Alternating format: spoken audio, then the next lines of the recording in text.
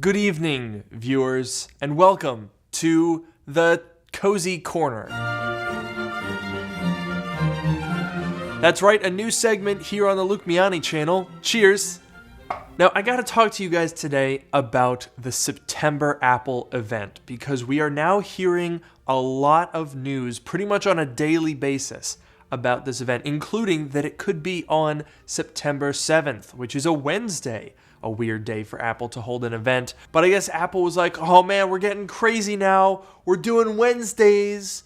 What? Really shocking, I know. But I have a lot of thoughts on the iPhone 14, and I don't really make that many iPhone videos, so this is gonna just kind of clump everything into one. The big news that we've heard about in the last couple of days is, of course, the price increase. Now, this was accompanied by some back and forth speculation on whether the base storage for the iPhone 14 Pro and Pro Max is going to double to 256 gigabytes.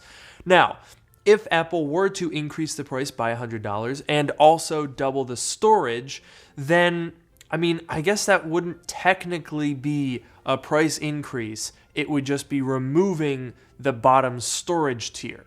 So, if Apple were to do that, honestly, it doesn't seem like the end of the world to me. Now, if Apple does increase the price by $100 and not touch the base storage, come on, Apple. It's already a $1,000 phone, and it already has the same storage that you can get in like a $400 Android phone. So, can we please just be reasonable here? But the thing that really interests me is the why. Why would Apple do that? Well, to be honest, I actually think it makes a lot of sense, because if you look back over the past two cycles, the iPhone 12 and 13, on my channel and on many other tech reviews out there, a lot of the conclusions have been the same. My advice to most people watching is skip the 12 Pro and the 13 Pro and just get the regular one, because you're not giving up that many features and it's $200 less. So what I would imagine Apple is up to here is they're increasing the gap between the 14 regular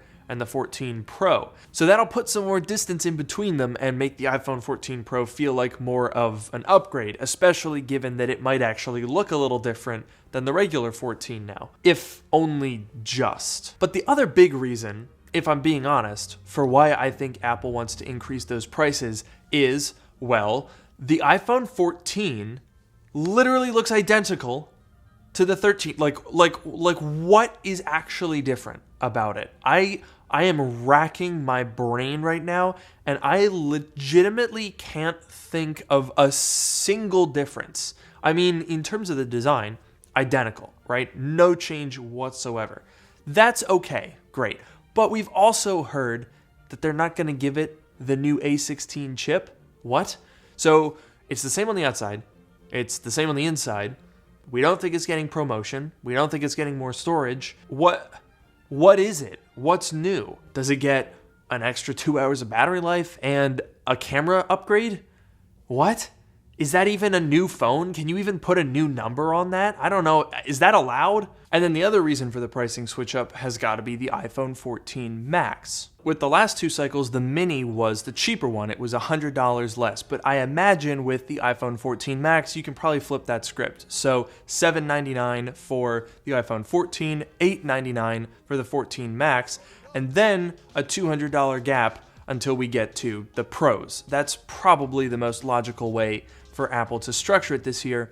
And honestly, I'm curious, what do you think of that? Are you gonna miss the mini? Are you happy to have a less expensive, large screen iPhone? Are you bummed about the price increase? There's a lot going on here, and I'm really curious to know what you guys think. So let me know in the comments below. But of course, Apple's September event is never just about the iPhone. There's a lot more to talk about. So we should be expecting to see some new updates to the iPad and the Apple Watch. Now, as far as Apple Watch rumors have gone so far this year, well, not a lot. And what little news there is mostly a bummer, namely that the design is probably not going to change. That'll be the fourth consecutive year since the very minor refresh in the 7 total years of Apple Watch. And we're apparently not even getting a chip upgrade. So it's going to look the same and have the same internals, which by the way are from 2020 at this point. What's going on here? Now, there is one potentially exciting rumor, and that is a supposed Apple Watch Pro, which is apparently designed to be a more rugged, high-end Apple Watch with an even larger screen and a titanium enclosure. Now, we don't know a ton of stuff about what that might entail, but I, for one, am skeptical that it's going to actually be a reasonable purchase. Because, I mean, I think I speak for most of us out there when I say that the best Apple Watch is the base Apple Watch. Those are the only ones that I've ever bought, and when you spend $700-800 on these fancy bands and fancy watch cases, you don't get any additional features. However, the Apple Watch Pro theoretically would change that by having it maybe be more water resistant, designed to be somehow more rugged, and of course having that larger screen. Hopefully we're talking about like an $800 watch that actually has the features to back that up, but I'm pretty skeptical that most normal people who buy the aluminum Apple Watch are gonna be, trading up, doubling the price of their Apple Watch to get one of these things. Ooh. Oh man, I'm getting a little cold here. I'm cold and sad because of a lack of iPad design changes. Wow, that was terrible. But you know what's not terrible? The iPad 10, hopefully. Apparently the iPad 10 is gearing up for a pretty major design change. So apparently the iPad 10 is going to have a much more updated and cohesive design with flat edges that will be more in keeping with the rest of the iPads. However, there is a catch to this, and that is the screen. Apparently, Apple wants to keep those chunky bezels on the top and bottom, as well as the home button. And I have to say, I kind of get it. I kind of get why they would do that. It's a little bit of a bummer, because obviously the new design generation, and honestly it's not even new at this point, it's from 2018, but that generation of design looks so good, and Apple probably doesn't want to put that on a sub $400 tablet because then everyone will just buy that. Now, I'm actually a little bit torn because, to be honest, I think if the pricing is right on that, I think it could actually be a pretty good sweet spot. So the iPad 9 is currently at $329. So if Apple does update this design, I think it's fair to say that they're probably going to bump that price up. But the question is by how much? If they go to $349, good. $399, okay.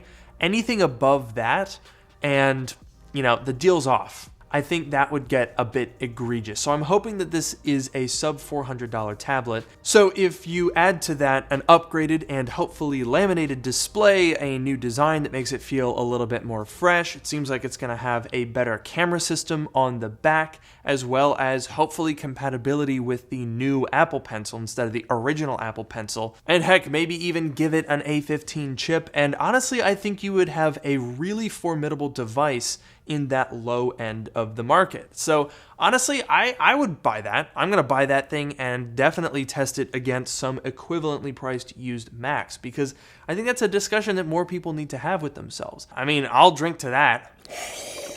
Now, there is one caveat with a new design for the iPad, and that is the accessories. One thing that I actually like about Apple's stern refusal to make any design changes to the iPad Pro is that it means you don't have to buy new accessories if you want to get one of the new products. So, for example, I have the smart keyboard that I use with my 11-inch iPad Pro from 2018.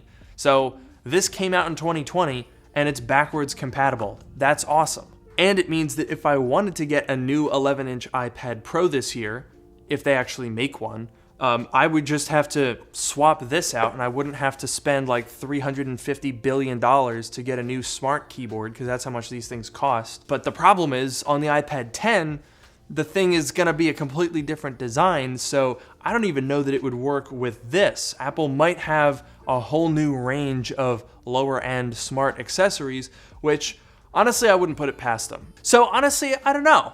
this event seems kind of interesting, right? I mean, we're talking about an iPhone 14 that is identical to an iPhone 13 as far as I can tell, and then a bigger version of that, and then a more expensive iPhone Pro series with a bubble instead of a notch, and then an Apple Watch that is, again, kind of the same as the last one, and then maybe a bigger, fancier, badder one? I don't know, who knows? And then a pretty decent iPad upgrade. Okay, that sounds like an event to me.